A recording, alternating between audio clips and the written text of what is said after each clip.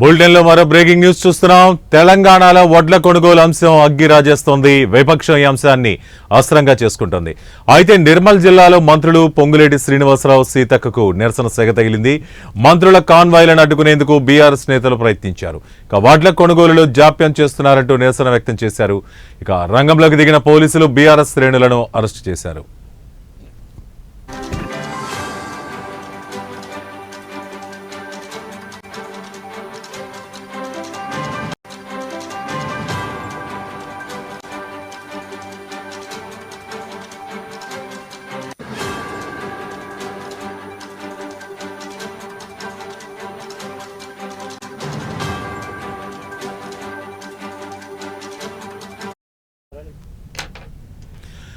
తెలంగాణలో వడ్ల కొనుగోలు అంశం అగ్గిరాజేస్తోంది. విపక్షం ఈ అంశాన్ని అస్త్రంగా చేసుకుంటుంది. అయితే నిర్మల్ జిల్లాలో మంత్రులు పొంగులేటి శ్రీనివాసరావు, సీతక్కకు నిరసన సెగ తగిలింది.